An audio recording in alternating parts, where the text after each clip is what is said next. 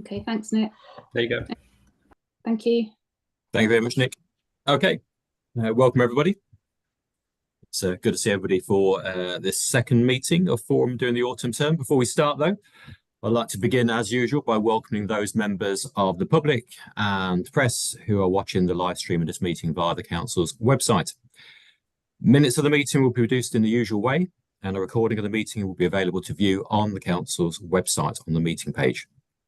To enable the meeting to run in an orderly manner, I would ask all members of Forum who have video cameras to keep their video cameras switched on for the duration of the meeting and to keep their microphone muted except when I invite you to speak. Officers will join us to introduce their reports in the same way. Any members wishing to ask questions or make a comment should indicate this by obviously raising their hand. And when I invite you to speak, please unmute your microphone, ask your question and then mute it again to allow the officer to respond. I would ask for your patience if we run into technical problems, and should this occur, I will declare an adjournment while the fault is addressed and the public broadcast will be paused. If it is not possible to address the fault, the meeting may be abandoned until such a time as it can be reconvened. So, members, we're first of all going to begin with a roll call to establish who is present. And when Tamar calls out your name, please confirm your attendance by unmuting your microphone and stating that you are present and the sector you are representing. I will now pass over to Tamar for the roll call. Okay, so Simon Bainbridge. Morning, present. Adrian Ball. Yeah, present, representing academies. Christopher Bennett. Present, representing academies. Sorry, my camera's not working this morning. I've been corrupted. Okay. Leslie Birch. Yes, present, representing academies. Nikki Brown. Yeah, present, representing LA Maintained Primary Schools. Susanna Connell. Present, representing Academy Primary. And then we've got John Colpin. Present, representing academies. Nadine Gooding-Hebbert. No? Joan Hardwick. Good morning. I'm representing Maintained Special Schools. Sasha Howard. Good morning. Present, representing Maintained Primary Schools. Ryan Kelsall. No Ryan. Peter Law. Good morning. I'm here as co-chair of Cambridgeshire Secondary Heads. Duncan Ramsey.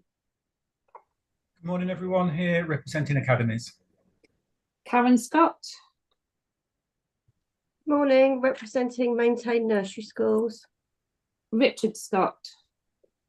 Present, representing academies. Richard Spencer. Morning, everybody. Present, representing academies. Kate Spencer-Allen. Good morning. Present, I'm representing the Early Years Provider Reference Group. Karen Taylor.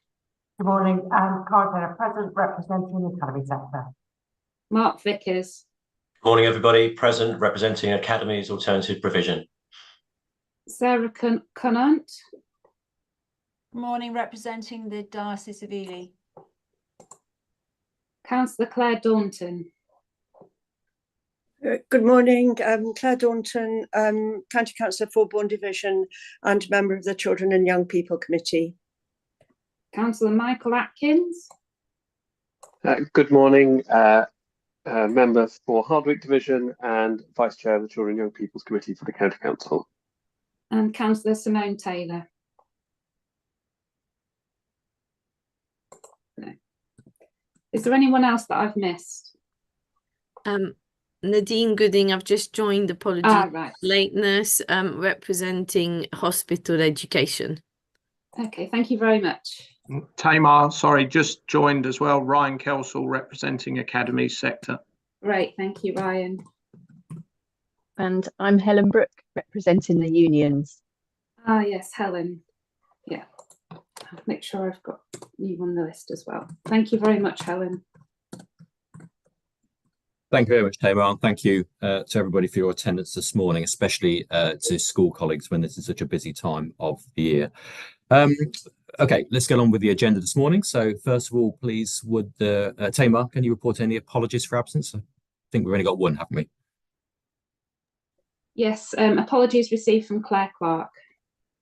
Okay, thank you very much. And before we go any further, actually, a warm welcome to Kate Spencer-Allen, who's joining us as the representative of the Early Years Reference Group, and also to Sarah Conant, who's attending, obviously, on behalf of the Diocese of Ely. So welcome to you both. Does any member wish to declare any disclosable pecuniary interest or non-statutory disclosable interest? I suppose I should kick off as I did so at the last meeting.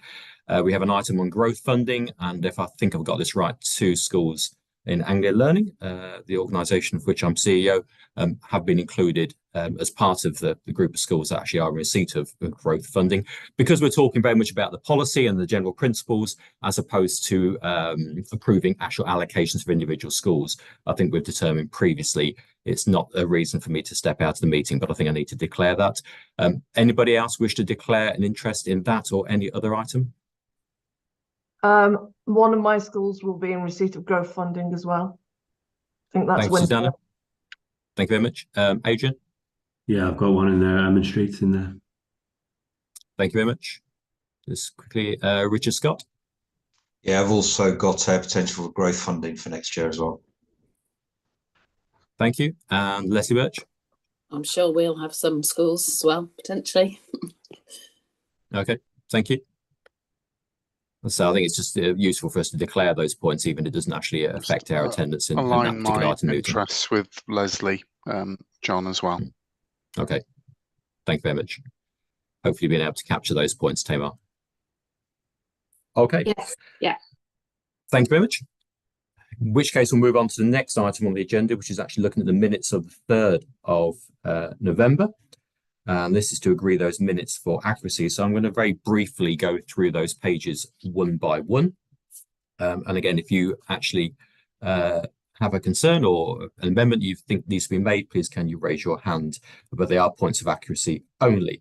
And to note, an amendment has been made to the minutes since publication to clarify that Leslie Birch actually did give her apologies at the last meeting. So just very quickly, anybody got any comments on page 3 of those minutes? And I'm using the numbering that's actually in the agenda pack. Anything on page 4? And probably just to alert forum members that item which is described there as 54 schools forum update on appointments. The CEO group actually approved the process of appointing academy representatives and actually approved all of the academy representatives who are a part of forum this academic year.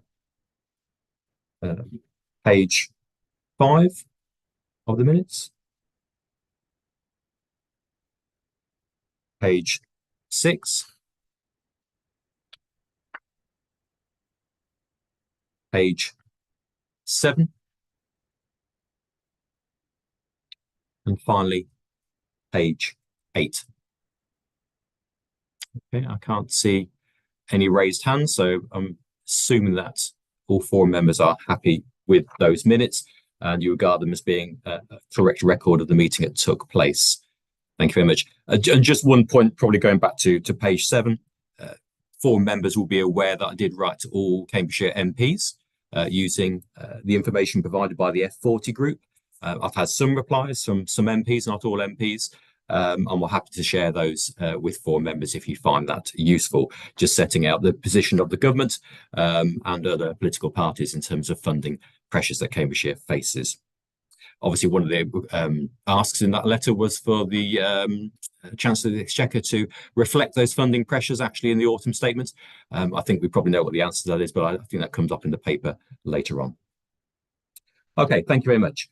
In which case then we'll move then to the substantive items of today's meeting. We're obviously looking at an update on SEND. We're looking at various things to do with growth funding and falling roles, but the first item actually is schools budget setting. And I'm going to ask now John Lewis and Martin Way to actually introduce this report. They'll take us through the presentation, setting out the different proposals and decisions required by forum. There'll be a chance to ask questions after each section, and then later on those matters that we need to vote on. So I'm going to hand over to either John or to Martin. Thanks, John. I'll kick off and then hand over to Martin for the details. So You're going to see some similar themes to the presentation we did at the last forum meeting, and likely when we go to January, again, seeing some of that theme coming through. We still do not have from the DFE the latest data set that would base the October 23 census, and will obviously drive our funding arrangements. We believe that has been tied up in the October Chancellor's statement, or the autumn statement that came through. I thought it might be useful to update you on the outcome of the autumn statement for education, but I think John's stolen my thunder because there is no update. There was nothing in there for education whatsoever, so that my slot is thankfully short, but no changes in funding. We don't rule out though that in the March statement there may be some positive news. We're not preempting any major change in government policy at this time, but again, you know, that may change the position. But I think what the theme we can see through this is that the current position is fixed. The quantum of resources we receive is fixed. Obviously, the variability will come through the pupil characteristics and the national funding formula as we see it, but no changes, nothing to report. And, you know, we wait to see if anything does come through, particularly in terms of the challenges of inflation that seem to remain an ongoing issue beyond this financial year. But I'll hand over to Martin now for details of the aspects that have come through. Yeah, hopefully, can I just check you can see the slides on the screen now? Comments, yes. So as John said, obviously, these are the kind of the headlines that were put out in the autumn statement. And as we said, I suspect it doesn't feel like that at individual school level, and obviously the impact is going to vary. But I'll go through some of the detail now. Obviously, as we've said previously, the schools funding formula continues to be a local authority decision in 24-25. However, we must consult schools and schools forum on the points set out there. As we've noted previously, there are no major changes being proposed to the funding formula for 24-25, other than just continuing to move closer towards the national funding formula, as we have done in previous years. Obviously, following the vote in November at Schools Forum, we have now submitted our disapplication in respect of the 1% block transfer. We've not even, to be honest, had a kind of a recognition of receipt of that as yet, but we are expecting a response either later this month, but I suspect more likely in early January, in terms of the disapplication around that block transfer element of the funding. We held a quite successful virtual budget briefing on the 14th of November. I had 100+ people from a number of schools across the county attending. Hopefully it was of interest in terms and of use to those people who did attend, to just update on the position as it stood now, based on the information that we had. And as we mentioned at the last forum meeting, and as we requested as part of that session, you know, we did ask for feedback on the proposals. We did only receive one email which gave written feedback by the Friday the 1st of December deadline, and effectively that kind of reiterated many of the points that were raised at the previous forum meeting about the impact of the high needs block transfer, and the fact that actually the underlying issue is around the level of overall funding that we receive from government to reflect the high needs and the issues around that. So thank you for the colleague who did send in that response, and I think that's kind of just mirrored really the discussions at the last meeting. So moving on to some of the slides seem to have gone out of sync a little bit, I think, here. Bear with me. In terms of this, right, yeah, okay, retained duties funding. So obviously in the last 4 or 5 years, we've been continuing to take the £10 per pupil. The proposal for 24-25 is to continue to apply the retained duties funding at the same rate that we have done in previous years.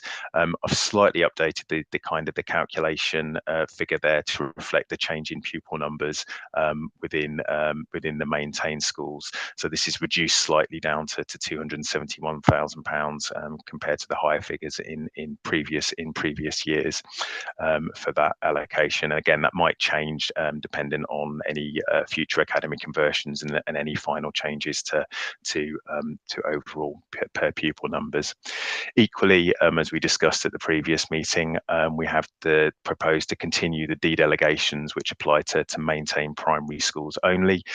Again, not proposing changing the basis or the rates for those amounts as we move into to 24-25. Again, recognising the pressures on individual schools, and actually the amounts that we've been paying out for some of those elements has not really changed too much over the previous years. So we see no need to change those at this point in time for the next financial year.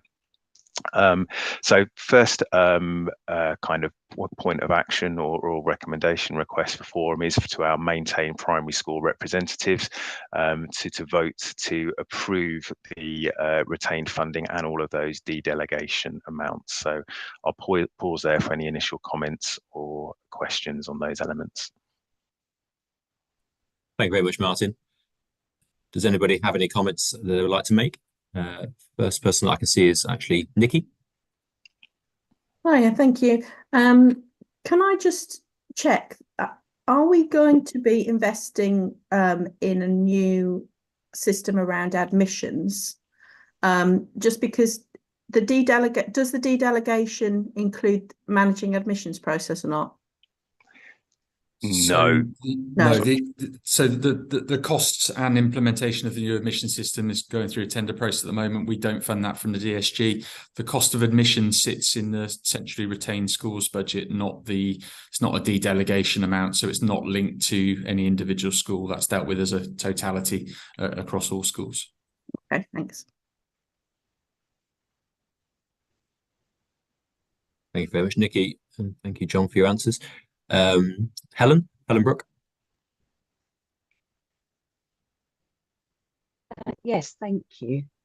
Last week we met with the local authority in our regular meeting, as we do, and we were talking about the facility agreement for trade unions. And I just wondered if I could share just a couple of points, if that's okay, just points of information really. Cambridgeshire has seen rapid growth in union membership, especially during and after the pandemic. Therefore, the volume of our casework has risen year on year.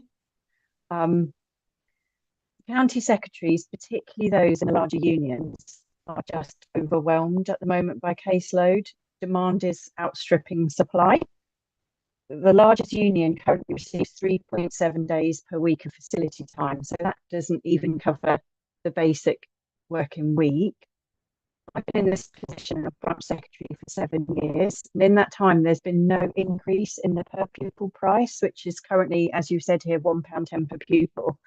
I feel it's useful for you to know that in the Eastern region, I have done some research and asked our regional office, the average price is £3.16 per pupil.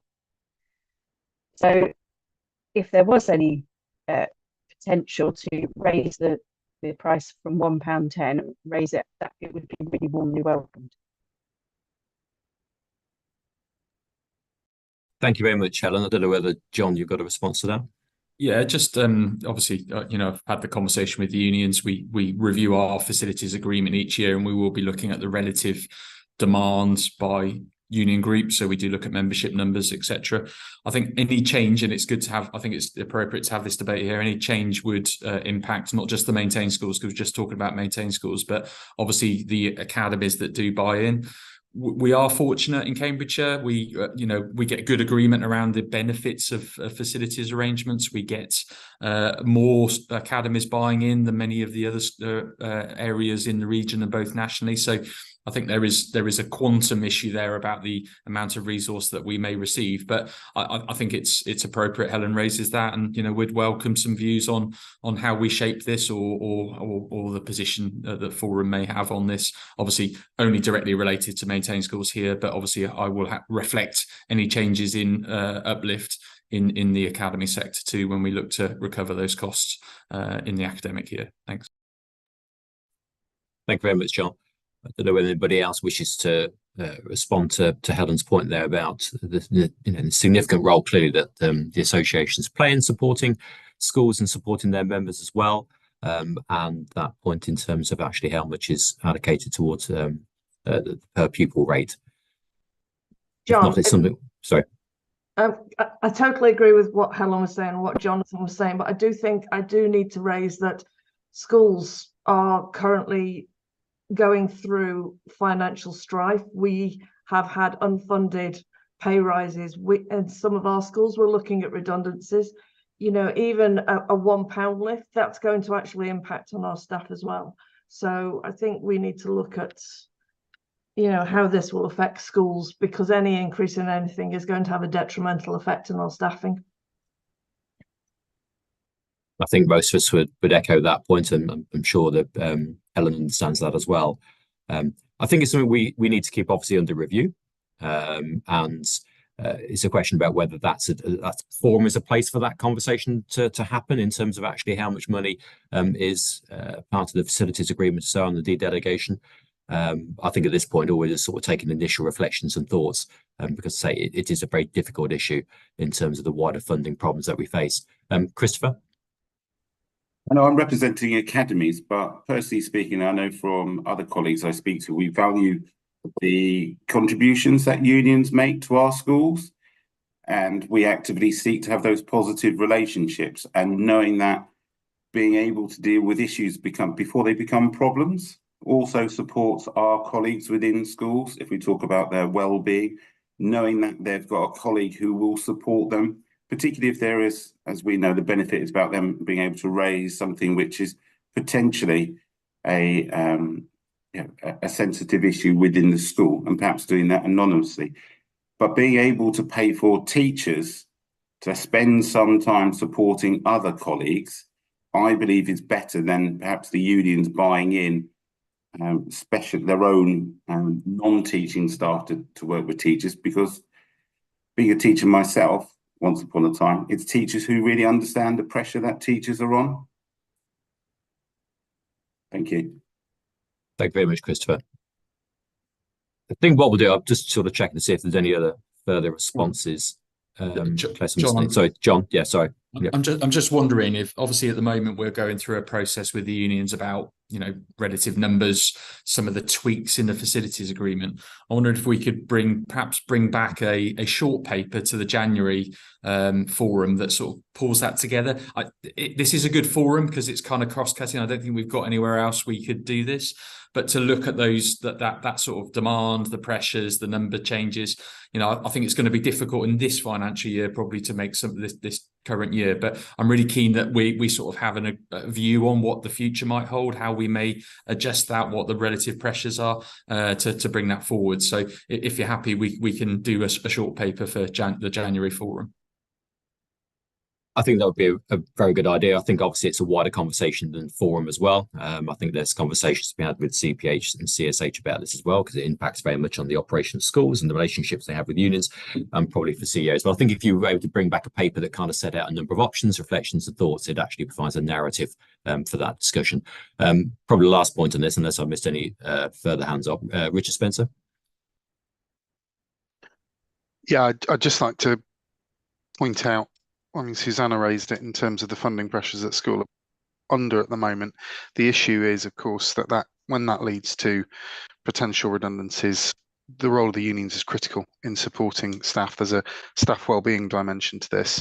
I think John's point around the quantum relative to other counties in terms of the number of schools who actually pay in is really important. So if there is data that would inform any view that Forum might take on the appropriate level of contribution, I think that would be a really important dimension to this discussion. But in principle, I think supporting the unions and the good work that they do to assist members of staff at a time of acute funding pressures can only be a good thing.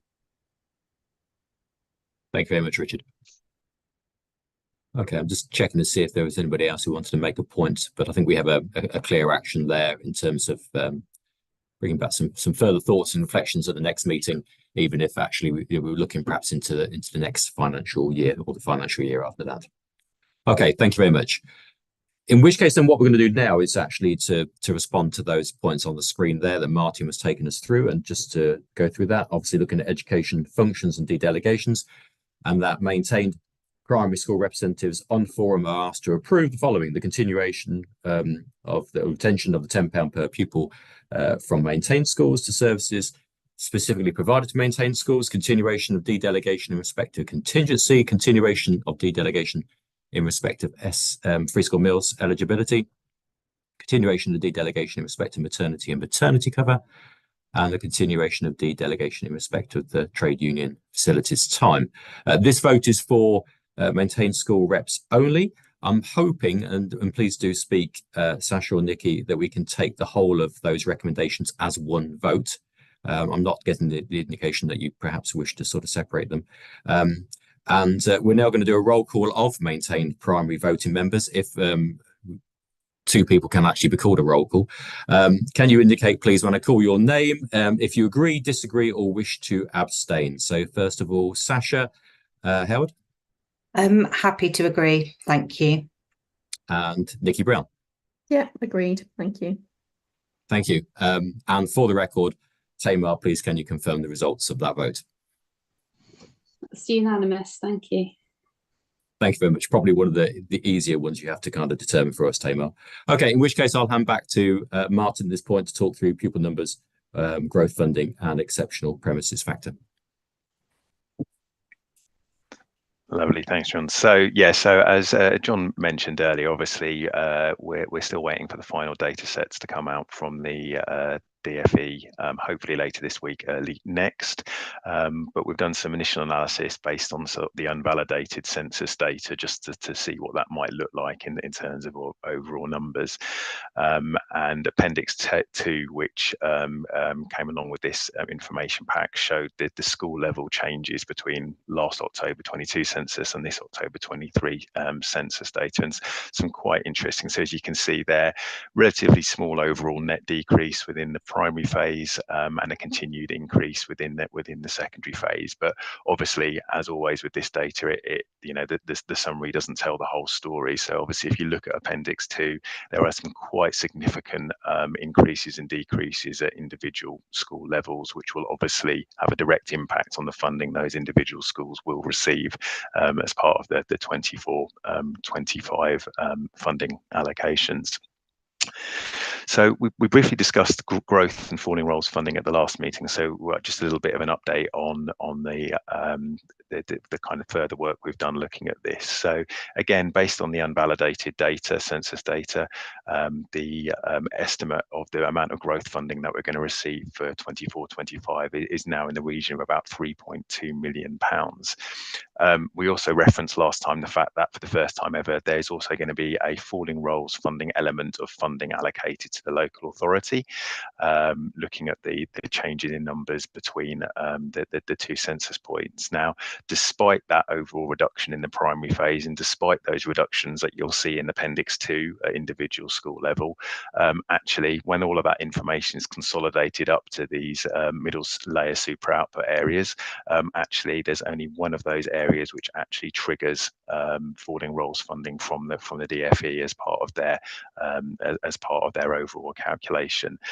So based on our current estimates, we only think we're going to get about £140,000, adjusted up to about £141,000 per area cost adjustment for falling roles. And that MSOA is actually only contains 2 schools. It's a very small MSA in Finland, and none of the others actually generate any funding. So bear that in mind when we talk a little bit about the falling roles fund. So when we take that into consideration alongside the growth funding, as it stands at the moment, our estimate is that we're just going to have just under 3.4 million of growth and falling roles funding, which is actually a reduction of just over £1 million from the figure that we received in 23-24. So again, that's something else we need to consider as we go through the conversations. In terms of the Falling Roles Fund, obviously we raised our concerns last time about the fact now there is this mandatory requirement that we have to use the SCAP 22 data, and where that information has to be applied to the funding in terms of that. We've done some further work about what that actually looks like, and where there are still issues in terms of that data, where we have seen schools which have SCAP data has forecasted historically that they would see an increase in numbers between 22 and 23, but actually they've seen reduction in numbers, which effectively means their baseline going forward is incorrect. So we do have some concerns about how that data could be used in terms of the process. I've contacted the ESFA and I'm waiting for a response for them to try and understand what level of local discretion, if any, the local authority has to use more up-to-date forecast information, or whether we are purely bound to using that 2022 SCAP data, which, as you appreciate, is already a year out of date by the time we even get to this point in terms of the in terms of that process. The other issue is obviously, as I said, in terms of the amount of funding that we have in totality, there's a concern about that if we did implement a Falling Roles Fund at this stage, actually that would be an increase in top slice that we would need to take from schools. And just reflecting back to the previous conversation and the comments made by Susanna and others around the pressures on schools funding at the moment, again, that's something that we would need to carefully consider in terms of the implementation of that. Alongside that, obviously the growth fund policy, we've updated the growth fund policy, which can be seen at Appendix 3, to reflect both the national changes, which now require us to fund at a slightly higher rate, which is on one of the following slides. And also there's a slight change in the definition that the DFE have put in terms of when schools should be funded via variation to pupil numbers and where schools should be funded via the retained growth fund, and this is just kind of a basic definition of those kind of changes and the considerations that we would need to take into account as to what is the most appropriate funding route for those schools for growth. And it really comes down to if you like, the permanency of that growth in terms of whether it's a new school or an expansion, versus a kind of a 1 or 2 year blip to meet a particular issue in an area around basic need. But hopefully that's kind of explained more in the overall guidance. As I mentioned previously, obviously the national changes have meant that actually we're going to be required to fund more for growth funding from the retained funding, from the retained growth fund element. Now the allocations are going to be based on a minimum of the primary growth factor times the number of pupils. So effectively, for every class of 30 that we would fund, there'd be a significantly higher amount than we currently fund. So again, that needs to be taken into consideration in terms of the amount of growth fund that we retain, based on the numbers in the table at the bottom of that slide. Okay, so based on some analysis that we've undertaken with the place planning team, we've also provided the Appendix 4, which shows those schools identified as it stands at the moment, either to be funded by a variation to pupil numbers and those to be considered for funding from centrally retained growth fund. Obviously, those that are considered by to be funded by the centrally retained growth fund would be further conversations and discussions with those schools as we go through. Those where we've identified to be funded by a variation of pupil numbers are really those new schools still growing to capacity, any new schools which we're opening, or in the case of Northstowe, where we're moving to a second phase of expansion as part of that initial opening as they continue to grow to their overall capacity in terms of that. And again, as in previous years, that would obviously have an impact on the overall formula rates, because it is those allocations or those pupil numbers are ran through the funding formula and come out of the overall quantum that is available, including the growth fund allocation. So based on that analysis, and alongside the requirement for diseconomies funding, we've estimated that the retained growth fund needs to be increased slightly for 24-25, up to £2 million from the current £1.7 million that we have in the current year, and primarily that's to meet the increases in the rates that we're going to be required to fund, as set out on the previous slide, due to the national changes in funding allocations that we're going to be required to apply. So appreciate this. That's quite a complex area. I think that the falling roles one is an area that I think we're probably going to need to come back to and continue to coming back to at various points. But just obviously, any comments, questions, observations on any of that before we move to the recommendations. Thank you very much, Martin. Just before taking sort of general feedback on what's proposed in terms of the policy, etc., just to be quite clear, everybody has understanding what we mean by SCAP and so on. I know we have a number of members of Forum who perhaps haven't engaged with that kind of conversation before, or don't directly sort of have to deal with SCAP. But if you have any sort of technical questions about anything that Martin said, please do raise your hand now. If not, I'll just move to sort of taking feedback on the proposals. Can't see any particular points being raised at this stage. Simon? Oh yeah, Martin, I just wondered if there was any data or information on projected numbers for special schools in the county. So that kind of feeds into one of the later items really around the safety valve. So we're working with place planning colleagues at the moment around that overall demand for special school places and where we are going to be increasing capacity.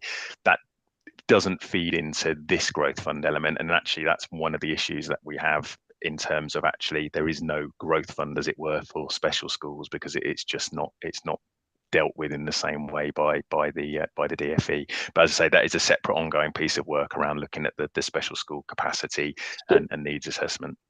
So the figures you presented, they don't include learners with SEND? No, well, they don't include they don't include special school data or figures. Okay. Yeah. Thank you. Thank you very much, Simon. Kate? It was just clarifying SCAP for me, please. John, do you want to pick that one up? Shall I answer this one? Yeah. So SCAP, I'm trying to remember what it's called, school something. It's a demographic projection across an area. So essentially we look at the total number of pupils at school level across an area. We look at housing developments that are going to come through, known changes in sort of capacities in school, and we do an estimate of the future demand for school provision with the DfE then look at as part of the planning they do, but it also forms part of our local planning for our school organisation plan. So we do a very similar exercise actually for early years settings, but it's not formally done the same way. It's obviously influencing now the 2, 3, 4-year-old and the 9-month-old changes, but this is a particular school calculation. It is not an easy calculation to work out, and we do our best. I call it the dark art, and I think it's well deserved as well. Just to add to that, John, I think where we've seen the particular issues is because, as John said, it is based on trend data. It is based on that. What it doesn't take into consideration is parental preference and some of those others. So that's where we've probably seen those differentials between what the SCAP data was showing us in terms of those forecasts. If you look at the overall bottom line in the different sectors, it's not too far away, but though at individual school level, there's some quite significant variations because of factors which aren't built into those projections and forecasts. Hence why I've contacted the ESFA to ask that question effectively about actually is there the scope to use more up-to-date local information that we have to reflect those, because otherwise effectively we're going to be working from the wrong baseline on some of these as we go forward. Thank you, Martin. I suppose that was a question I was going to pose. Is there a particular reason why the department chooses not to use the most up-to-date data? Is it just too difficult to do? I think it's a timing issue of what they have and haven't validated as yet, if I'm honest, in terms of that. In terms of that. But even when we looked, we did, as part of the kind of the further analysis on the falling roles funding, we did actually look at the SCAP 23 data. And again, there are still some variations on that because of that very same point around the parental preference. And it's not until you get to that October census point, really, you unpick that. So I think there's a question. And one of the things I have asked the ESFA is whether this is, they've had this question from other local authorities, and again we're going to try and speak to other local authorities to see how they're dealing with this. Obviously we've never operated a falling roles fund before, and it was something we were keen at looking to implement, given that they'd reduced the mandatory good or outstanding criteria.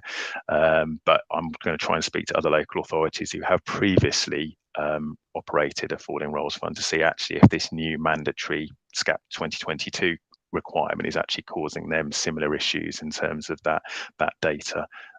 Because I say it's not necessarily showing us what we would want it to in terms of the schools which we would want to benefit from it. Thank you. Sorry, John. Just one further comment. I mentioned around it's difficult to do. We, as a local authority, we get the overall numbers pretty close. So the issue is at individual school level where there is variations, like Martin described. So housing development hasn't come along, but there's netting off. So it is a really strange process to use, and that's where our caution is around the fall and roll factors, because it can be very individual for an individual locality, and that can shift quite quickly too. So hence why looking across the 2 years, that's why we're trying to do that, because we do think sometimes things change rapidly for various reasons, and that having that level of sensitivity is really key. But overall, we get our SCAP numbers pretty accurate. So I think we've been within less than 1% for the last 4 or 5 years of the overall pupil numbers. Thank you very much, John. I suppose that's part of the question I was asking, really, that sort of fluctuation, and actually whether the fluctuation in places like Cambridge with the industries, the university, etc., is causing more kind of turbulence in those numbers. And obviously, 4 members would have seen, I think it's Appendix 2, isn't it, where the comparison in terms of growth, etc., or dropping numbers from one year to the next in some places is quite stark. But okay. I think Christopher might have had his hand up at one point, but it seems to have dropped off my screen. So I'll just go to Richard first of all, and then just sort of see if anybody else has their hand up. Richard Spencer. Yeah, thanks. Just an observation on the policy. Some of the grey hairs on my head attest to the fact that growth funding isn't applied in a situation where you have post-16 growth. I just wonder whether it is worth considering inserting on section 1.3 that is not something that the growth fund can be used to support, for the sake of clarity, or anybody looking to see whether that is something they can access, because it isn't, is it? Happy to add that. I mean, obviously this is for pre-16 reception to year 11 only. So obviously the DSG does not cover post-16 in any way, shape or form. So I'm happy to add that for a point of clarity in there. Thanks, I think that'd be really helpful. Thank you, Richard. Just sort of quickly glancing to see if anybody has any further comments on the growth policy, but I see also the point being made there that really the falling roles approach needs further exploration. I can't see any further hands up, in which case then we'll move to determining our view on this, really, which is that Schools Forum are asked to comment on the proposed approach for growth and, as we have at the moment, the falling roles funding. The latter, I say, being working through the principles and getting further information to determine what that looks like, to actually approve the proposed growth funding policy, Appendix 3, and the retained growth fund budget of 2 million to apply to 24-25, and to note the proposed variations to pupil numbers that were shared. So on the basis there are no further comments on that, I'm going to do a roll call of voting members in relation to recommendation C. Please can you indicate when I call your name if you agree, disagree, or wish to abstain? So first of all, Simon Bainbridge. Happy to agree. Adrian Ball. Yeah, agree. Christopher Bennett. Agreed. And Tamar, I've just put a couple of notes in the chat function for you. Thank you. Thank you, Christopher. Leslie Birch. Agree. Okay. Nikki Brown. Agreed. Susanna Connell. Agreed. I'm in agreement. Nadine Gooding. Agreed. Joanne Hardwick. Agree. Sasha Howard. Agreed. Ryan Kelsall. Agreed. Peter Law. Yep, agreed. Duncan Ramsey. Agreed, and also declaring an interest with 2 schools mentioned, which I didn't declare previously. So, thank you very much, Duncan. Karen Scott. Agreed. Richard Scott. Agreed. Richard Spencer. Agreed. Kate Spencer Allen. Agreed. Corinne Taylor. Agreed. And Mark Vickers. Agreed. Thank you. And again, for the record, Tamer, please can you confirm the results of the vote? That was unanimous. Okay, thank you very much. I'm going to hand back. Oh, sorry. Just to say, I'm just trying to see the chat function, but I will look back at that. So okay. Thank you very much, Tamer. I think I'm probably back to you again, Martin. Is this around historic exceptional premises factor arrangements? Yes, it is. Yeah. So this is just an additional thing we've had to put in. So effectively, we've had these historical exceptional premises factor has been in the formula since 2015, and occasionally we have to go back to the DFE and provide evidence and as to the copies of the lease arrangements for these schools. This year we've been asked that we need to put in a full disapplication for the first time. I think it's a change in process at the DFE, and as part of that we need Schools Forum to vote on the continuation of these arrangements. So effectively what this is, there are four primary schools which are listed. There were previously 5. One is no longer in place, where schools either have to pay for additional rental for playing fields or alternative school hall facilities, and these go back pre the introduction of the national funding formula. So effectively, it's just a continuation of an historical arrangement when that was in place due to the implementation of the national funding formula, which continue year on year for these 4 schools. They have changed the guidance slightly at a national level in terms of what can qualify and what doesn't qualify. And effectively there's different thresholds which have to apply as well, which these schools all fall into for these. So say these aren't new arrangement, these is just historical, and it's a kind of almost a tick box exercise in terms of we need to get Schools Forum to officially vote on this so that I can put that in the revised disapplication to submit to the DFE. But just if anyone's got any questions about what it actually entails, please let me know. But otherwise, just to ask you to vote for approval on this. John? Yeah, just to comment, obviously we closed the school last year. That's why one of them has disappeared. So that was a lease agreement we had around a building. We are expecting another school to appear on this list next year because the threshold and the lease costs are now going above the threshold at which we have to consider this. So I think this is going to be an ongoing conversation. It doesn't apply to this year, but I think it's important. We have little choice with these. These are historic arrangements. And Martin says I think we're regularising an arrangement that's been in place for a long time, but I think it's useful you understand sometimes schools don't have the facilities on site, and this is the arrangements we put in place. But it won't make any difference in terms of the quantum because they're already being funded, so we're not expecting further funding. In fact, we've released funding, but there will be another school appearing next year. Thank you very much, John. So just to check, nobody has any particular points to raise on this. I'm hoping this is fairly non-contentious. Although sometimes when I made that comment before, a flurry of hands go up.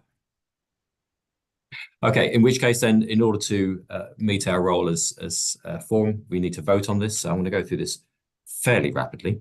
Please again, indicate when I call your name if you agree, disagree, or wish to abstain. Simon? Happy to agree. Adrian? Agree. Christopher? Agree. Leslie? Yes, agree. Nikki? Agreed. Susanna? Agreed. I'm in agreement. Nadine? Agree.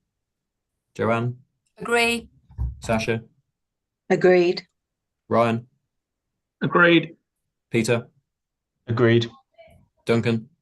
Agreed. Karen? Agreed. Richard Scott? Agreed. Richard Spencer? Agreed. Kate? Agreed. Karen? Agreed. And Mark? Agreed. Thank you very much. And again, for the record, Tamer? It's unanimous. Thank you very much.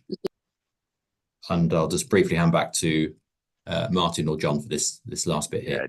Yeah, just really in terms of next step. So as I've already mentioned, we're hoping that we're going to get, excuse me, hoping we're going to get the DFE to publish the final DSG allocations later this week, early next. That means I can then beaver away and get the revised budget figures calculated, taking into consideration all of the decisions that you've made to date on those figures. We will then present those hopefully final draft figures and proposals to Schools Forum on the 12th of January before they go to Children and Young People's Committee to approve the final budgets on the 16th of January. Also at the forum meeting on the 12th of January, we're hoping to bring more information on the early years funding, and also I'll bring a little bit of an update on the proposed approach for special school funding as well, where we're going to try and effectively baseline a lot of the grants and separate allocations that have been allocated separately over the last couple of years into the revised allocations for special schools, and how the minimum funding guarantee will work for special schools as well. For that, we will then submit to ESFA by 19th of January, and the intention is to get the kind of the figures published out to schools as soon as possible after that, notwithstanding they won't be officially finalised until the ESFA have come back and effectively signed off and approved our overall budget submission. So quite a busy period in kind of January, February, but hopefully get those figures out to you as soon as possible to aid with planning purposes for next year. Thank you very much, Martin, and to your colleagues as well for all of your work on that in what is obviously quite an intensive period. It's very much appreciated.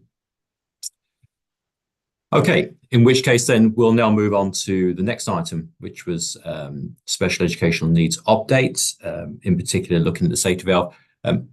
Forum will recall that we've made a slight adjustment to the terms of reference just to sort of see how the SEND transformation programme is being delivered, given obviously the decision of Forum to move money from the schools block into the higher needs block, which was referenced earlier on.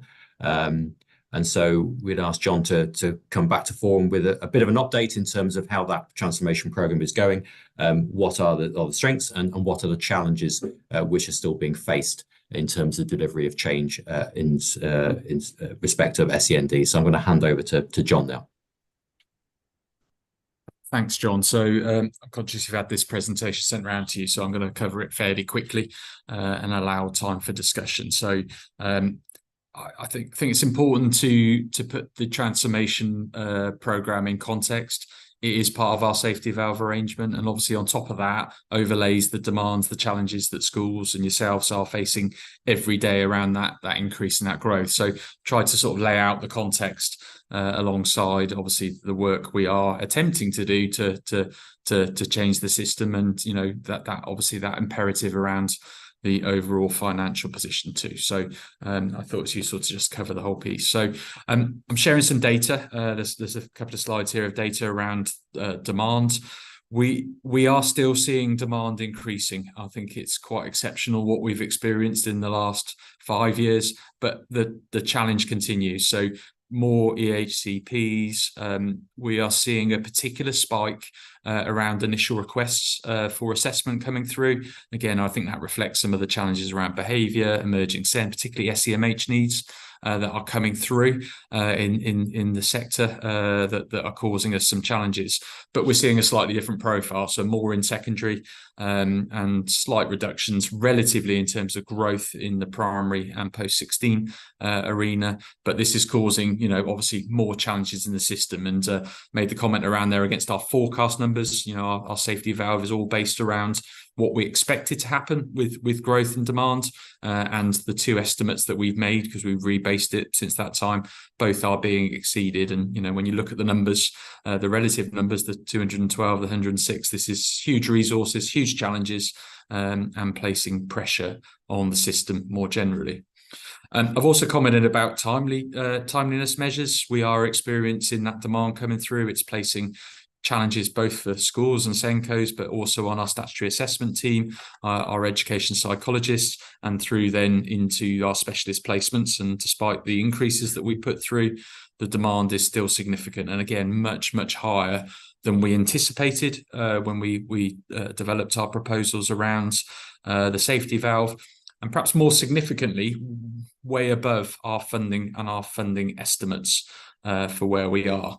I haven't included it in the presentation, but we have looked at our per pupil funding for high needs block, and it mirrors our relative position compared to other local authorities for our schools level funding as well. So that challenge that you're all experiencing is generally the position across Cambridgeshire. John's letter very helpfully pulled out that as a theme and a consistency. But the challenge of growth when next year we're going to get a 2.9% increase in our funding is going to be significant in terms of where we're up to. So I thought it was useful to share that demand. There's some data there about how it's changing over time, and you can see that continual trajectory. And when we expected a flattening of demand, it hasn't happened. So that's a context and a challenge, and that continuing need is there, and we're having to deal with that.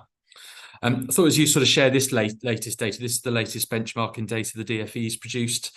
Probably the table at the bottom right to start off with shows our relative number of education, health and care plans compared to our 5 closest statistical neighbours, our 10 closest, and the national. So we're above. We have relatively more children with EHCPs in Cambridgeshire. We know that figure is slightly overstated because there are a group of EHCPs that are in the process of being ceased as education has ended for those young people. We still believe even after that we will be above national relative to other local authorities. And you can see there compared to shire authorities, we are lower. The table at the bottom left-hand corner, sorry, it's slightly small, but nonetheless quite significant. I think this shows lots of good things and lots of challenging things. So we are very inclusive in our mainstream schools. So you can see in the mainstream line there, we have relatively more, the colours relate to the table on the right if you can't see it because it's small. We have relatively more children in mainstream than other areas. Our SEND resource provision, our units are in line with national. Again, we'd probably aspire for that to be slightly higher. Our special school places are above our statistical neighbours. We have relatively more than our statistical neighbours. We are behind national, but we expect that to increase when we bring Priestley Wood on this summer. We open up our 2 new free school special schools and the other capacity increases that we bring through. And perhaps more significantly, 2 years ago, we were significantly below our statistical neighbours for that provision. So that's changed. That's a changed position that has come through. We also have less children in specialist, what we consider out of county or independent school provision than all of our comparator authorities. So in the context of a deficit, I think that shows a good picture from my perspective, and it maybe suggests that challenge around demand and need is coming through. I've mentioned post-16, which is the bottom last but one area for that. We're still relatively high, but I think that will come in line. And our other is mainly based around alternative provision. These are children accessing AP through the traditional route and tuition. We've got a work stream going around that. We expect that number to come down, but I'll reflect on that later, that the majority of those children will require a specialist provision. So there's pressures there too, but useful to share. The chart at the top left shows the increases that we've experienced in terms of the primary need. Autism was certainly our largest growth area historically. Social and emotional mental health needs are now overtaking those. And again, we're having to reflect that in our specialist provision, and schools and others are having to adjust what they do to meet that need and that dialogue around where we're up to. So I thought it useful to share that position. Given it's Schools Forum, I thought it might be useful to share some education data as well. So this is the latest position in terms of our overall position. There is some improvement in outcomes for children at SEND support and those with EHCPs. We are closing the gaps. We are looking at initiatives and that work that needs to continue. I think it's fair to say there's inconsistencies between schools about outcomes, and that continuing working together, challenge and review is going to be a key part of our work going forward. But there are still gaps and improvements needed within this.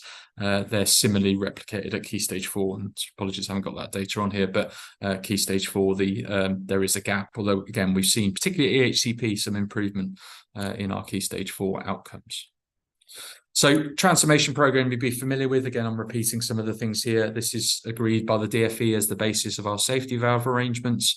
I just wanted to sort of put it in context, the work we're doing and how our project lends to it. So the bottom there is our safety valve conditions. These are the requirements the DfE have set upon us to deliver against the safety valve arrangements and the things they want us to change, because the program is all about change. What you'll see above is the way we've now structured our new program, the different work that is going on, the different leads, the capacity the local authority is putting in to drive this, and obviously the numbers and how they relate to the safety valve, because not all the transformation program is about safety valve, but there is a clear link between the two. So lots of work going on. Colleagues be familiar, we've now got a new head of SEN that started, Emma Harkin, who's an experienced head of SEN that's leading on our statutory functions. And we have seconded Kirsten Brannigan to be our transformation lead. So we've got good experience and knowledge now and capacity in there, supported by Fran Cox, who's now overseeing as Assistant Director the SEND area. I've included in the presentation some updates of where we are with transformation and progress. The focus we've talked about before is delivering some of the change programs, things like banding, our OAP toolkit that continues to go forward, updating our outreach model, looking at how we provide more support for schools, training our staff up to be effective. We've changed our panels to make better decisions around where children go and influence the changes going through. We've reviewed placements. We are going to continue to look at the effectiveness and requirements for specialist provision and see whether those needs can be met in a different way. We're rapidly moving forward with our implementation of our new management information systems, and obviously creating capacity has been part of the key drive for the county, and we will be appointing new sponsors for the 2 new special schools in January for that process. So lots of work going on. I also wanted to share that we had a peer review, essentially like a mock STED, I guess if that's the right way to describe it. That happened in November. We had a group of peers from other local authorities and the Local Government Association leading that piece of work. Lots of strengths, lots of positivity. They recognise the safety valve, the work that's going on with transformation, the right things are being done. There is work to do now on that implementation and impact phase for it. Some challenges around data, the partnership working effectively, and that includes everyone, to deliver on those areas, to drive forward, and perhaps critically towards the end there, the reflection that capacity everywhere is a challenge, but the local system is responding to that challenge, but there is more work to be done through that area. So just wanted to share that had happened, and obviously will help us to shape where we go moving forward. So in terms of the safety valve position that you've seen before, so we did have an accumulated deficit of around £50 million at the end of last financial year. We have received the first payments for from the DfE towards that. I'll come back and reflect on that going forward. And as it stands, we are on track to deliver all the requirements of the safety valve as the DfE sees it. I've laid out a table here that picks up that. I'm going to come back to the amber one on the next slides as we work forward. But we are delivering the DfE requirements, and the submissions that we put in June and September reflected that and have been worked through. However, and there is a however in this, is that the financial forecasts that we are modelling have shown that as a result of a number of factors, and I've mentioned one already around growth, we are off track against that safety valve model. So in September, we were predicting around £3.6 million adrift against that model. The latest forecast we have suggests we are around £6 million adrift from that position. And the DfE wrote to us as a result. We've been open and honest and transparent about that with the department, and they wrote to us to say, we understand, but we want to spend some more time looking with you through this. So we are now part of what's called their enhanced monitoring and support program. It feels the same as it felt before. I'm not sure that we've seen much change in terms of capacity being offered by the DfE, but a level of scrutiny is ongoing. And we met with them, with our chief exec, in November. And the agreement is that we are working to put our model back on track by refining our forecasts, looking at our savings areas and updating the model to where we are. I think it's important, though, we unpack why that model is adrift, because, again, we've delivered the things they've asked us to do, and we're on track to deliver the next element of that. I've mentioned growth and demand. You've seen those figures, that increase coming through from the school, early years and college sector continues. We also know that inflation is a key factor. So we are getting requests for inflation increases anywhere up to 15% on placements and other factors. In the context of a model that's built on 2.8%, that's really challenging, and we're having to say no, but we can't always do that. And obviously the pay award within that, and we have centrally employed teachers as we have pressures with special schools within this block, are significant. I think it's also fair to say that we continue to see complexity of need come through at a quite startling rate, to be fair. I've already mentioned one of our plans was to move children away from tuition and some of those external AP packages back into mainstream and specialist provision. The work we've done is very clear. Mainstream is not a destination for the majority of these children. So the expectation of a proportion of those going that route and a proportion going in specialist provision means additional costs, because we need more specialist provision for them going forward. We have got more permanent exclusions in the system coming through, and some of those are complex because they are from the rural areas, and there are other challenges about meeting need and where those needs need to be met.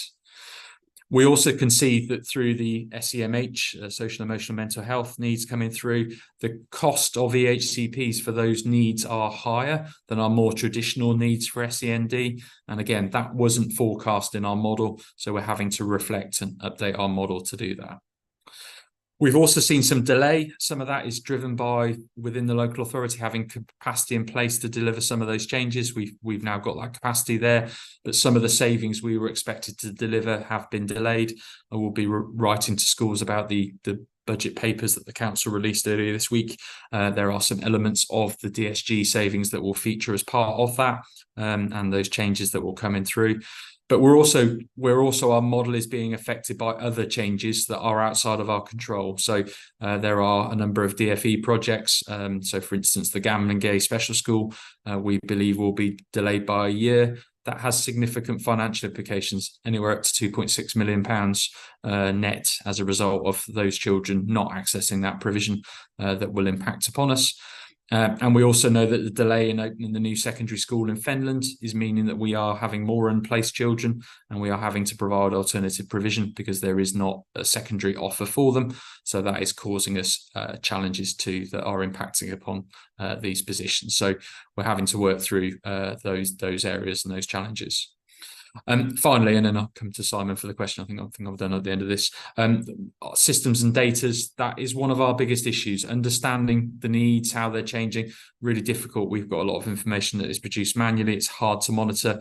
We've had delays in our project, and it's unlikely that will be in place now until March next year, and the reporting is going to take some time. So again, our commitment is to get back on track with this and change that model. It's going to take some time. We are in negotiations with the DFE with that, and we still believe the changes we're making are the right one. We don't wish to cut provision for any child. This is about changing the way we do things and targeting support in a different way. But at the moment, we are in that process, and it's probably appropriate we come back to Forum in March with an update of where we are. So I think that's it for my slides. Stop there and happy to take any questions. So, John, thanks. Thank you very much, John, for that overview. That's really appreciated. I'm just going to sort of see if people have particular questions relating to that presentation. First of all, as it is on my screen, Simon. Oh, yeah, thanks, John. I was just disappointed to see the delay in the DFE delivered projects, but I was just going to ask whether they recognise the impact that's having on SEND provision in Cambridgeshire. We've raised it with them. I think it will form part of our conversation about what our model looks like going forward, and the ability to meet that aspiration of in-year balance by 26-27. I think the DFE have had some challenges around RAC and that implication nationally. However, that's obviously caused us issues, and I think that's something we very actively challenged. So that direct challenge has already gone into the DFE and will form part of the conversations. Yeah, thank you. Thank you very much, John. Sasha? Right. Hi. I was just wondering, John, whether you considered writing to parents whose children have been affected by the delays, but particularly those children that have met threshold for specialist provision, but are struggling in mainstream schools, primary schools, and wondered whether you're expecting lower than usual amounts of progress from all children in Cambridgeshire, because of the demands for schools in maintaining provision that is a specialist provision in a sort of mainstream primary. Thanks. I think it's a very valid question, and we know the impact it is having and the implications of that. We've written to parents that are not in a special on a mainstream role, and they're aware of where we're up to. I think the one thing to say about our model and where we are is that we have released more special school places into the system than we anticipated. So we have created more. I think the demand has risen again above that level. So something I'm very happy to give some consideration to and think about how best we do that. I think it needs to be considered in light of the Gamblingay special school arrangement and the potential delay there, but very happy to consider that. I know it's something we have briefly talked about at CPH, and I'll pick that up perhaps in the January CPH reps meeting to see what that might look like and how that could work.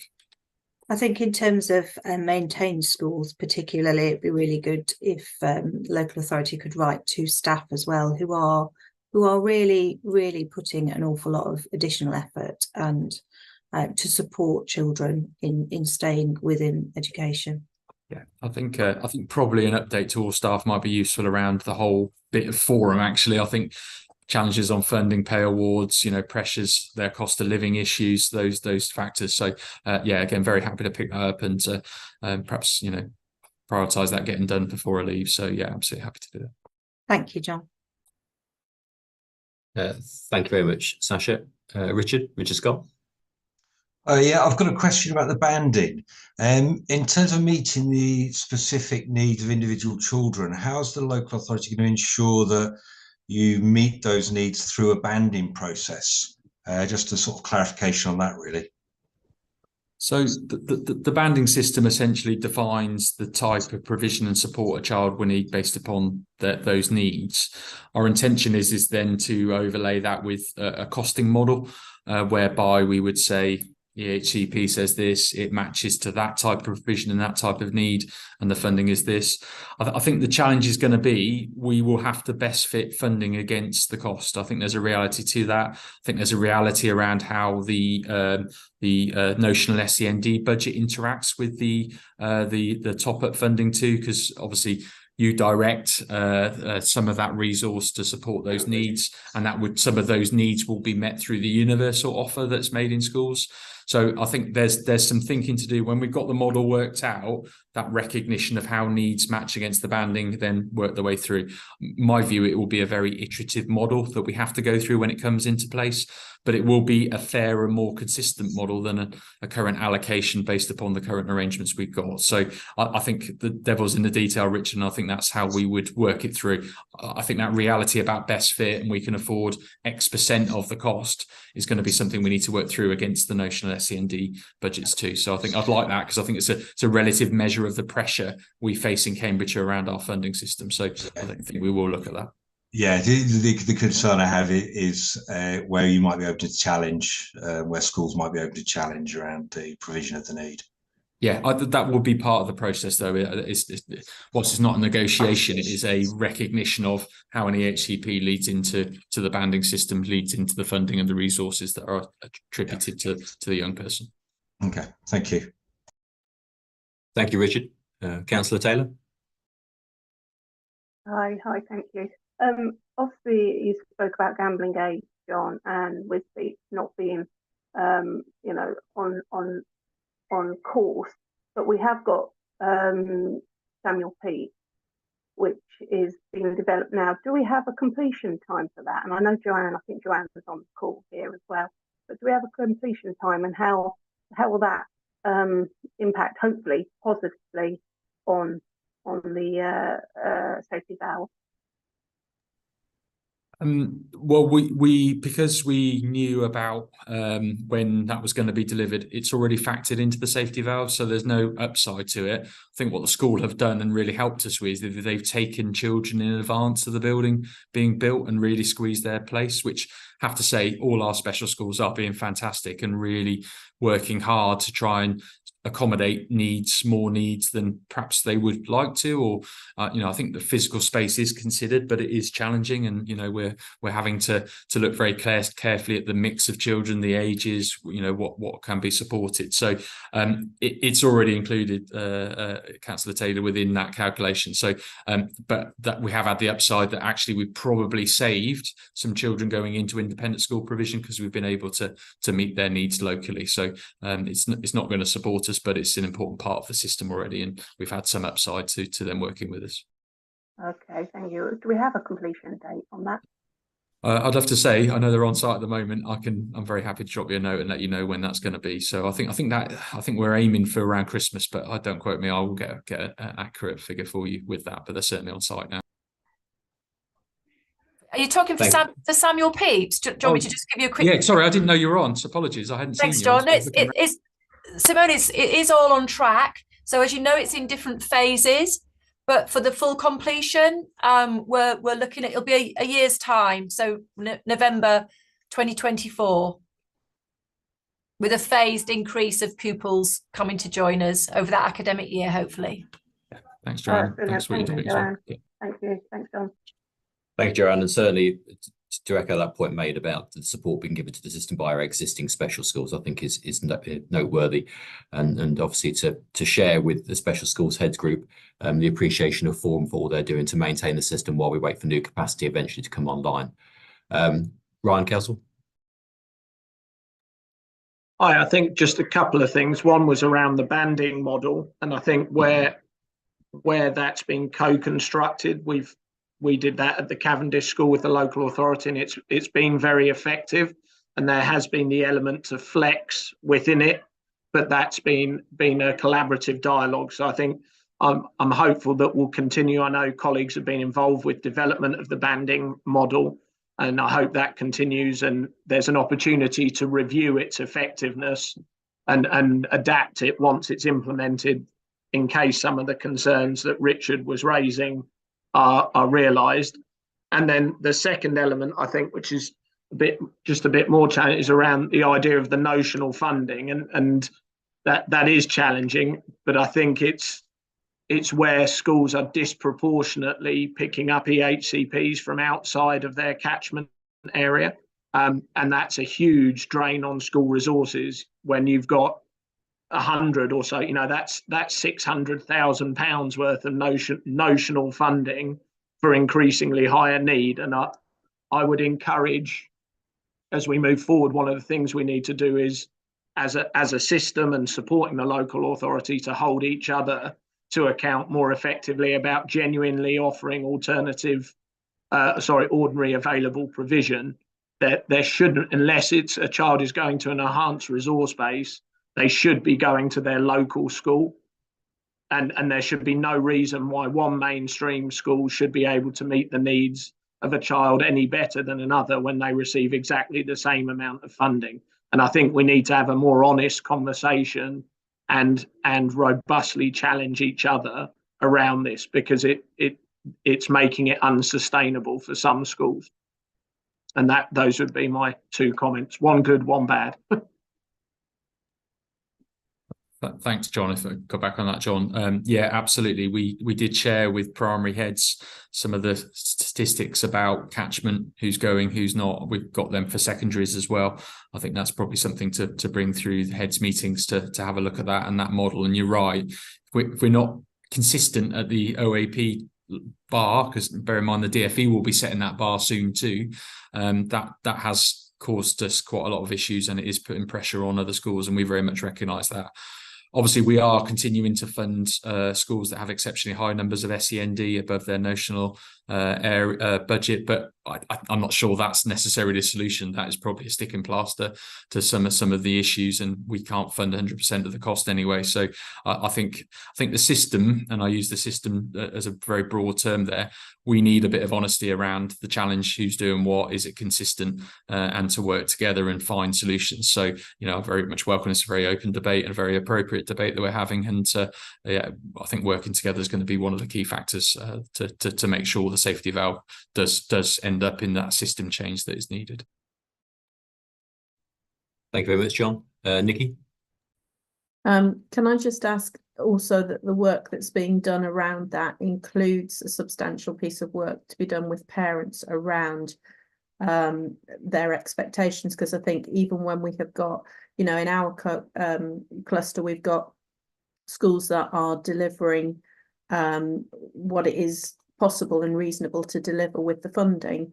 However, we are getting parents wanting to come to our school because they think that they are going to get more. And I think some of that is not necessarily that the schools are not stepping up and providing that ordinarily available provision. It's about what parents can reasonably expect. And you do sort of the difficulty around getting a reputation of, oh, that school's great with SEN, you know, and everybody's contributing to that conversation, including people like family workers. So I think that piece of work really kind of needs to be as joined up as possible. Absolutely agree. And I think, you know, whilst we do that locally, and yes, we've got some work to do there, we very much hope the SEND and AP improvement plan, which part of that focus is about managing choice and setting expectations, will also stabilise some of that demand too. So we wait with anticipation for some of the work streams to come out of that plan. Thank you very much, Nikki. I think it was a very important point. I mean, obviously, there are conversations going on more generally about AP and the future of the BAPE system, and actually how we create a more joined-up process in terms of primary and secondary to try and support primary schools in terms of managing young people at the moment who are ending up being permanently excluded or needs struggling to be met, which then impacts secondary. So obviously that's quite a major piece of work, but at the same time, as we were discussing yesterday, John, not a quick fix either, especially as there's a range of views across the authority about how to take that forward. And one thing I did mention yesterday when we met about the future of alternative provision and BAPE, and this certainly came out of the meeting of CEOs, was just the nature of the conversation that the local authority may or may not be having with Ofsted, that we remain under these extreme pressures in terms of SEND. The fact that actually the DfE is not delivering the additional special school places in a timely manner. Have you had those conversations with Ofsted in terms of actually it's really incredibly difficult at the moment in Cambridgeshire, and this is impacting upon our collective ability to deliver the right outcomes and the right provision for those young people? Yeah, we have a really good dialogue with Ofsted about what's going on in Cambridgeshire. We have a meeting with our senior HMI tomorrow. I report on the pressures and stresses in the system, including I will share with him the slide about the demand and the pressures on the system that I had in this deck tomorrow. It's in my presentation to share with him to make sure that they understand that. I think it's recognised. I think the problem is the way the inspection framework operates. It doesn't take account of the outside context in the same way. So yeah, we certainly positioned it. We did have our annual contact meeting with other inspectors who lead on the ASEND inspection a couple of weeks ago. And again, we shared this data and information. So I think we're doing all we can to represent the position. I think some of it aligns with the national position. Some of it is more localised to Cambridgeshire. So certainly some of the challenges we face about pupil movement, children out of catchment, parental choice, we have shared as well. But we'll keep them updated. And if there's anything you want me to feed into that as a system, I'm more than happy to pick that up. Thank you very much, John. And I suppose it's also a message to all of us here when we're engaging with Ofsted to have that information that John shared, available, because while some inspectors and maybe HMI will pick this up, when you perhaps got an Ofsted lead inspector, even though some of this doesn't fit in within the framework, I think it's worthwhile putting it on the table and sort of say this is the context in which we actually operate. And perhaps given the wider debate about Ofsted at the moment, we should be more forceful in terms of actually making those points when we're having conversation about what's taking place in individual schools and the wider authority. I suppose I've got really one last question. I'm just sort of seeing that the hands are going up really. Is it actually deliverable? That's a bit of a tough question for you to answer, John, but I mean, given the increase in costs and demand, and the fact that, obviously at the moment we're adrift from the initial predictions of where the safety valve would be, is it still doable, really, I suppose? I think we're testing that now as we go through to look at what balance means by 26, 27, because that's our commitment. There's a lot of uncertainties. I've mentioned the reforms that come through the National Improvement Plan. That could help. That could change some of the picture that's going on. We also don't have huge clarity on future funding. From what we're picking up from other local authorities, the deficits across all local authorities are increasing rapidly beyond the level of increase in government funding. I think Martin, looking at the figures, if we had some of the increases that we've had in previous years, this is really cliff edge now, we'd be in a much more positive place to sustain it. So again, this is probably why looking at the March Chancellor's announcement might bring some respite, might work it through. So that sounds a completely political answer that I haven't answered at all. But I think at the moment, I don't know. I think what we want to do is engage with this process because it's good for Cambridgeshire. It's bringing, the resources and change we need. So we need to work that through. And I think probably we'll be back in March to tell you what we think the implications of resetting the model are and how that will affect what's going on in schools and early year settings. What we don't want to do is cut. This isn't about reducing what children do. And I think if we have available to them, if that's the case, I think that's where we should be turning around and saying this isn't manageable. At the moment, we're trying to work within that framework. And, that focus on early intervention prevention, we still believe will be the best way of dealing with the challenges that we face. Thank you very much, John. Any further questions, reflections on what you've heard in the item? Okay, thank you very much. Schools Quorum therefore just asked to note and comment, as you have done, on the position relating to the high needs block and the safety valve in light of the ongoing challenges. And thank you very much for John to offer to come back and keep us updated really on the progress of that programme, possibly in the light of either additional funding from government or obviously potentially a different government. We'll have to sort of see how things unfold over the next few months. In which case, then we'll move to the last item on today's agenda, which is Schools Forum Agenda Plan. Tamar, please can I check there if there are any additions to the forward plan? There's just the addition that we mentioned earlier that John said that Bing will report on the union facilities time and sort of looking at that in a bit more detail. So yeah, I've added that to the agenda. Thank you very much. And obviously, again, this was referenced earlier on in terms of discussing early years funding as well, which is obviously a sort of key sort of process that the local authority and schools and early years providers have to deliver. So that will also be a key agenda item next time round as well. So in which case then can I just ask Schools Forum to actually note the agenda plan? Effectively that brings us to the end of this meeting. The next scheduled meeting of Schools Forum is actually to be held on Friday, the 12th of January, in which we'll sort of finalise the budget proposals, etc., in light of what the DfE has confirmed. Before we finish today, just one point, my thanks to Duncan Ramsey, who has been a member of Forum for I think the last couple of years, 3 years, might be longer than that, Duncan. Thank you very much for your contribution to this group, as you'll be standing down at the end of this meeting. And it just leaves me to once again thank the local authority and to all members of Forum for their sort of contribution. Someone's just actually, I think Nikki's just sort of said it's a reserve date, not half term. Obviously, we're all dedicated to doing what is right for Cambridgeshire, but probably Nikki's making a good point there. We don't necessarily want to give up our half-term holiday. I'll leave Tamar to confirm that perhaps separately, but thank you very much for raising that. We don't usually use the reserve date, but yeah, I will double check it. Thank you. Okay. Thank you very much for raising that. In which case, it just leaves me to wish everybody, certainly school members, obviously a successful last few days of the term, and everybody on this call a restful and relaxing Christmas break. And I look forward to seeing you all in the spring term. Thank you very much, everybody. Thank you. Thanks, John. Cheers.